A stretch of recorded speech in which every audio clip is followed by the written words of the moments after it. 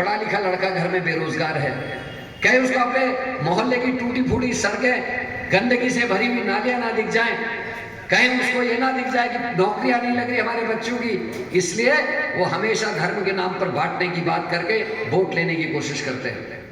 आज मैं एक गांव में गया था, वो कह रहे कि साहब मजबूरी थी ज्यादा, बड़े भाई लोगों को कुछ बोतल में कुछ दिया है, कुछ पैसे दिए हैं, तो ऐसे करके भीड़ इकट्ठी कर रहे हैं। लेकिन अगर हमको अपने बच्चों का भविष्य सुधारना है तो रंजना को जिताना होगा, कांग्रेस को जिताना होगा। हम नौकरियों की बात कर रहे हैं, हम ग्रीन उत्तराखंड की बात कर रहे हैं, हम अच्छे स्वास्थ्य अच्छी शिक्षा की बात कर रहे हैं, वो कटोगे बटोगे कह रहे हैं। आज आप लोगों से पूछ रहा हूँ, पिछले 7-8 सालों में कोई ऐसी बहन यहाँ है, कोई भाई है जिसके परिवार के किसी बच्चे की नौकरी लगी है पिछले 7-8 सालों में? कोई है यहाँ? नहीं होगा, क्योंकि आप और मैं हम सब मध्यम वर्गीय परिवार से हैं या लोअर मध्यम वर्गीय लोग। आज जिसके माँ बाप के पास 50 लाख रुपए घूस देने के लिए हैं, रिश्वत देने के लिए है, केवल उनके बच्चों की नौकरियां लग रही। कितने ही पढ़ रहे बच्चे अंटे नौकरी नहीं लग रही, क्योंकि हर नौकरी में तो हाकिम सिंह बैठे। इस प्रदेश में 2 शर्मनाक घटनाएं बहुत जल्दी आई हाल में, घोटाला और एक पटवारी पेपर लीक। एक में हाकिम सिंह जी मुख्य आरोपी हैं और दूसरे में मंगलौर के मंडल अध्यक्ष बीजेपी के पटवारी पेपर लीक में हरिद्वार के। तो बहनों, अंकिता में पुलकित आर्या बीजेपी के मंत्री का बेटा, संतरेसा में बीजेपी का ओबीसी सेल का सदस्य, सल्ट का जमानत में, चंपावत का जमानत में, विधायक जी का डीएनए टेस्ट नहीं हो रहा, और भर्ती घोटालों में बीजेपी के हाकिम सिंह और मंगलौर के मंडल अध्यक्ष। तो कैसे हमारे बच्चों का भविष्य सुरक्षित है, ये हमको सोचने की जरूरत है। और जिस तरीके बहनों का अपमान बीजेपी के मंत्री कर रहे हैं, उसके लिए भी हम सबको एक होकर एक मैसेज देने की जरूरत है कि हम अब किसी की बातों में नहीं आने वाले। हम सब मिलकर रंजना रावत को जिता के भेजेंगे, और इतने जोर से जिताएंगे कि बीजेपी के लोगों के पैर कांप जाए महिलाओं के ऊपर अपराध करने से, उनका अपमान करने से। आज आप लोग यहाँ बैठे हैं, मैं खुश हूँ, आप सबको प्रणाम इसलिए भी करता हूँ कि मेरे देश का नाम जिस भरत जी के नाम पे है, उसकी जन्मस्थली के आप निवासी, आप सब में हाथ लगा के प्रणाम करता हूँ।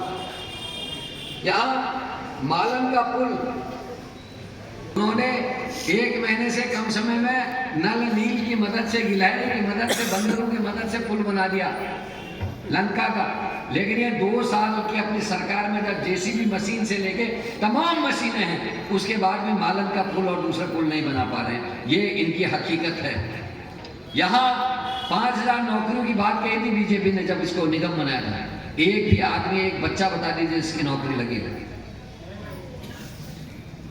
बीजेपी ने 2 और धोखे दिए। एक, पुरानी पेंशन को खत्म करके विधायकों को हारने के बाद भी 50-60 हजार पेंशन जिंदगी भर। और लेकिन जो हमारी बहनें, हमारे भाई नौकरी में लगते हैं, 30-40 साल प्रदेश के और देश की सेवा करते हैं, वो जब रिटायर होते हैं, जब सबसे ज्यादा सोशल सिक्योरिटी की जरूरत है, जिस समय आदमी बुजुर्ग हो जाता है, उसको अस्पताल और दवाइयों की जरूरत पड़ती है, जिस समय बेटी, छोटी बेटी शादी के लायक हो जाती है, जिस समय बच्चों की कोचिंग के लिए पैसे की जरूरत होती है, रिटायरमेंट के बाद घर बनाने की या घर ठीक करने की जरूरत होती है, उस समय उसको खाली हाथ घर भेज रहे हैं। कैसे चलेगा घर, मेरे समझ में नहीं आ रहा। कभी कभी चिंता होती है जब मैं सोचता हूँ कि आज से 15-20 साल बाद जब पेंशन वाला परिवार नहीं होगा, घर में कोई नौकरी नहीं होगी, बेटे की और बेटी की नौकरी नहीं, बेटी की नौकरी नहीं, और बाबूजी को पेंशन नहीं मिल रही या माताजी को पेंशन नहीं मिल रही, वो परिवार किस स्थिति में रहेगा। ये डराने वाला सच है इस देश का। कभी कल्पना करिएगा कि 20 साल बाद कोई ऐसा परिवार अपने पड़ोस में हो जिसको कहीं से कोई आमदनी नहीं है, वो परिवार कैसे जीवन यापन करेगा, ये कल्पना करने की चीज है। डर लगता है सोच के। हमारी 2 धरोहर थी, एक उत्तराखंड, हरियाणा और राजस्थान। सबसे ज्यादा परिवारों से फौज में बच्चे जाते थे। सुबह 4 बजे मैं बच्चों को दौड़ते हुए देखता था, दादा भर्ती होना है गढ़वाल रेजिमेंट में। कोई दौड़ता था, कहता था कुमाऊं रेजिमेंट में। आज बच्चे दौड़ नहीं रहे क्योंकि आप भर्ती नहीं है। 4 साल की नौकरी कर दी, शादियां नहीं हो रही क्योंकि 4 साल की नौकरी वाले को बेटी कौन देगा। ना पेंशन है, ना कैंटीन फैसिलिटीज है। वो गांव में मिलने वाली सूबेदार भाभी, वो कप्तान साहब की घरवाली, वो नायक साहब की घरवाली अब नहीं दिखेंगे 10 साल बाद। वो पेंशन के पैसे से चलने वाली छोटी छोटी जो गांव की दुकानें होती थी वो नहीं चलेंगी, पलायन और बढ़ेगा। अगर यही फौजी अगर गुजरात से आ रहे होते तो नरेंद्र मोदी कभी अग्निवीर योजना लागू नहीं करता। ये आपको ललकारने का काम किया है। ये लगातार जनता को कमजोर कर रहे हैं। जो 60-65 साल की सरकारों ने उपक्रम बनाए बड़े बड़े, उन सबको अडानी और अंबानी को बेचने की साजिश देश में चल रही है। सब कुछ बेच रहे हैं। अभी स्मैक की बात कर रही थी मेरी बहन, स्मैकियों का आप देखना, अपने पहले वो माँ के जेवर बेचते हैं, माँ बाप के संग पिटाई करते हैं, मारपीट करते हैं, फिर घर के बर्तन भी बेचते हैं। वही हाल भारतीय जनता पार्टी का है। सब कुछ बेच दिया, आईजीएल बेच रहे हैं, अब वो में ये हमारी तेल की कंपनियों को बेचने की तैयारी हो रही। INPCL है जो रामनगर में, उसको बेचने की तैयारी, प्रॉफिट वाली कंपनी है, उनको भी बेच रहे हैं। ONGC को बेचने की तैयारी, सारे एयरपोर्ट बेच दिए, सारे रेलवे के स्टेशन बेच दिए। गरीब के लिए क्या छोड़ रहे? सरकारें कोई बनिए की दुकान नहीं है। सरकार होती थी जो अमीर से टैक्स लेती थी, कमाने वाले से टैक्स लेती थी, और उसको गरीबों के स्कूल, गरीबों के अस्पताल, गरीबों के लिए सड़क बनाना, उन तक बिजली पहुंचाने का काम सरकारों का था। लेकिन आज कह रहे इसमें घाटा हो गया, उसमें घाटा हो गया। अरे कोई बनिए की दुकान नहीं हो। इस देश में जहां अमीर रहते हैं वहां गरीब भी रहते हैं, और गरीबों का पालन पोषण करना सरकार की और राजाओं की जिम्मेदारी है, चाहे वो राजा हो चाहे सरकार हो। राम के नाम पर राजनीति करते हैं। मैंने तो कभी नहीं देखा कि किसी कांग्रेस की सरकार में, आपकी सरकारों में किसी मंदिर का अपमान हो। केदारनाथ बाबा हमारे भगवान हैं, आप और मैं वहां मोबाइल लेके नहीं जा सकते, अंदर मनाही है। लेकिन देश के प्रधानमंत्री 5 कैमरे लेके गर्भगृह में गए। भगवान केदारनाथ के भगवान के घर में राजा और रंक बराबर हैं, सब भगते हैं। सोने की चोरी हुई, आज तक जांच नहीं हुई। गोदियाल जी ने भी उठाया, मैंने भी उठाया। मैंने 300 किलोमीटर पैदल में गंगा जी की, हर जी की पौड़ी से केदारनाथ तक पैदल यात्रा की, केवल इसलिए कि सरकार चेत जाए। आज तक उस जांच की रिपोर्ट का पता नहीं है। शंकराचार्य जी का अपमान कर रहे हैं। और हमारे धर्म में गौ को हम माता कहते हैं, सांप की पूजा हम नाग देवता के रूप में करते हैं, कुत्ते की पूजा हम भैरव के रूप में करते हैं, गाय की पूजा हम गौ माता के रूप में करते हैं। लेकिन गौवंश के लिए गौ रक्षा करके गाय की जितनी दुर्दशा मैंने इन 50 सालों में अपने देखी है, वो कभी नहीं देखी जो आज देख रहा हूं। हर सड़क में गाय है छूटी हुई, हर खेत में हमारा गाय घूम रही है, लोगों की फसलें खराब कर रही हैं। ये सब बीजेपी की देन है। कहाँ है इनके गौरक्षक? कहाँ है इनके गौशालाएं जिनको इन्होंने बनाने के वादे किए थे?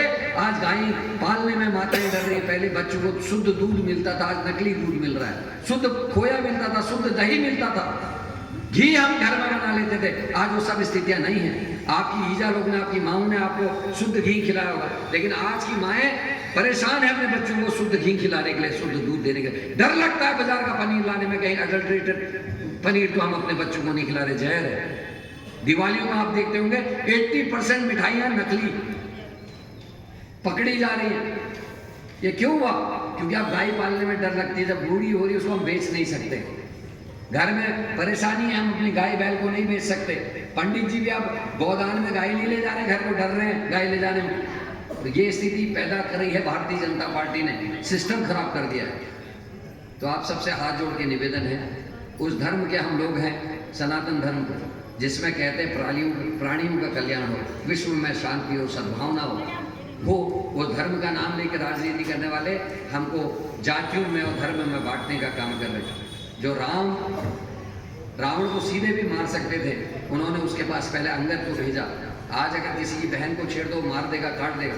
लेकिन भगवान मर्यादा पुरुषोत्तम राम ने ये उदाहरण पेश किया हम लोगों के लिए कि पहले क्षमा करना है, मौका देना, उसके बाद अगर ना माने तब उसको दंड देना है। लेकिन यहाँ तो नागरिक ही नहीं है। हम जब छोटे थे, मेरी टीचर्स ने मुझे सिखाया, हिंदू मुस्लिम सिख ईसाई हम सब है भाई, हम नाटक भी करते थे स्कूल में।